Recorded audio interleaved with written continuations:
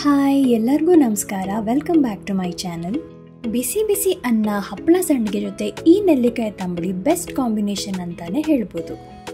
ಇವತ್ತು ಆರೋಗ್ಯಕರವಾದ ಈ ನೆಲ್ಲಿಕಾಯಿ ತಂಬುಳಿನ ಹೇಗೆ ಮಾಡೋದು ಅಂತ ನೋಡೋಣ.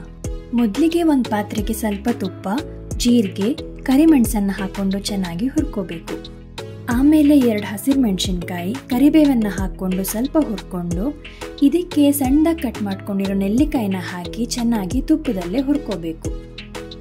ಇದಕ್ಕೆ ಜಾಸ್ತಿ ನೆಲ್ಲಿಕಾಯಿ ಹಾಕೋ ಅವಶ್ಯಕತೆ ಇಲ್ಲ, 1-2 ನೆಲ್ಲಿಕಾಯಿ ಹಾಕ್ಕೊಂಡ್ರೆ ಸಾಕು.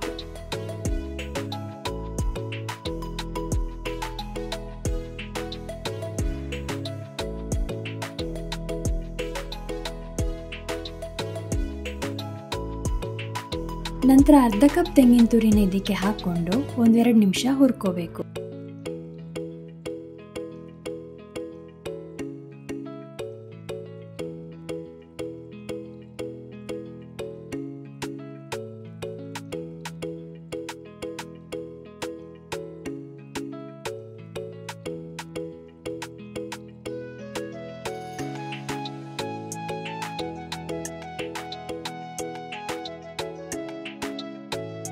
ನಂತರ ಕೊತ್ತಂಬರಿ ಸೊಪ್ಪನ್ನು ಹಾಕಿ 1-2 ನಿಮಿಷ ಫ್ರೈ ಮಾಡ್ಕೋಬೇಕು. ಕೊತ್ತಂಬರಿ ಸೊಪ್ಪು ಹಾಕೋದಿಲ್ಲಿ ಆಪ್ಷನಲ್, ಬೇಕಿದ್ರೆ ಹಾಕೋಬಹುದು, ಆದರೆ ಕೊತ್ತಂಬರಿ ಸೊಪ್ಪು ಹಾಕಿದ್ರೆ ಟೇಸ್ಟ್ ಮಾತ್ರ ತುಂಬ ಚೆನ್ನಾಗಿ ಬರುತ್ತೆ.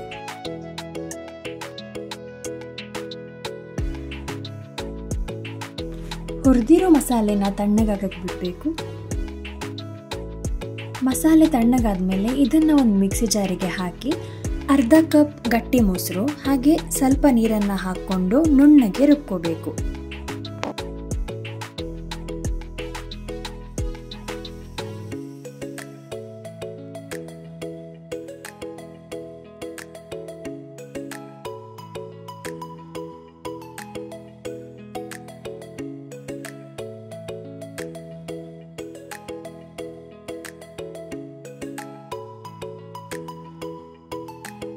ರುಬ್ಬಿರೋ ಮಸಾಲೆನ ಒಂದು ಪಾತ್ರೆಗೆ ಹಾಕ್ಕೊಂಡು ನೀರು ಹಾಕಿ ಕನ್ಸಿಸ್ಟೆನ್ಸಿನ ಅಡ್ಜಸ್ಟ್ ಮಾಡ್ಕೋಬೇಕು.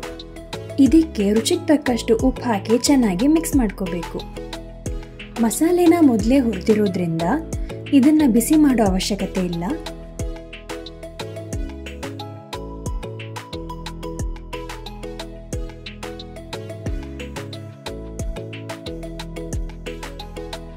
ಒಗ್ಗರಣೆ ತುಪ್ಪ ಅಥವಾ ಎಣ್ಣೆಯಲ್ಲಿ ಹಾಕೋಬಹುದು. ತುಪ್ಪದಲ್ಲಿ ಹಾಕಿರೋ ಒಗ್ಗರಣೆ ಟೇಸ್ಟ್ ತುಂಬಾ ಚೆನ್ನಾಗಿರುತ್ತೆ. ಒಂದು ಪಾತ್ರೆಗೆ ಸ್ವಲ್ಪ ತುಪ್ಪ ಹಾಕೊಳ್ಳಿ. ತುಪ್ಪ ಸ್ವಲ್ಪ ಬಿಸಿ ಆದ್ಮೇಲೆ ಇದಕ್ಕೆ 1 ಟೀ ಸ್ಪೂನ್ ಸಾಸಿವೆನ ಹಾಕಿ, ಸಾಸಿವೆ ಸಿಡಿದ್ಮೇಲೆ ಸ್ವಲ್ಪ ಜೀರಿಗೆ, ಒಣಮೆಣಸು, ಕರಿಬೇವು ಹಾಗೇನೆ ಹಿಂಗನ್ನು ಹಾಕೊಂಡ್ರೆ ನಮ್ಮ ಒಗ್ಗರಣೆ ರೆಡಿ ಆಗುತ್ತೆ. ಈ ಒಗ್ಗರಣೆನ ನಾವು ಮೊದಲೇ ತಯಾರಿಸಿರೋ ನೆಲ್ಲಿಕಾಯಿ ಸಾರಿಗೆ ಹಾಕೊಂಡ್ರೆ ಸೂಪರ್ ಟೇಸ್ಟಿಯಾಗಿರೋ ನೆಲ್ಲಿಕಾಯಿ ತಂಬುಳಿ ರೆಡಿ. ನೆಲ್ಲಿಕಾಯಲ್ಲಿ ತುಂಬಾ ಔಷಧೀಯ ಗುಣಗಳಿರೋದ್ರಿಂದ ಇದರ ಸೇವನೆ ನಮ್ಮ ದೇಹಕ್ಕೆ ತುಂಬಾ ಒಳ್ಳೆಯದು. ಆರೋಗ್ಯಕರ ಹಾಗೇನೆ ರುಚಿಕರವಾದ ಈ ನೆಲ್ಲಿಕಾಯಿ ತಂಬುಳಿನ ಸಿಂಪಲ್ ಆಗಿ ಮನೆಯಲ್ಲಿ 5 ನಿಮಿಷದೊಳಗಡೆ ಮಾಡ್ಕೋಬಹುದು.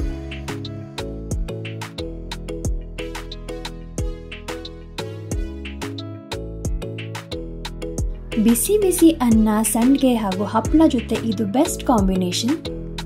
ಒಂದ್ಸಲ ಊಟ ಮಾಡೋರು 3 ಸಲ ಬಡಿಸ್ಕೊಂಡು ಊಟ ಮಾಡ್ತಾರೆ, ಅಷ್ಟು ಚೆನ್ನಾಗಿದೆ ಈ ರೆಸಿಪಿ.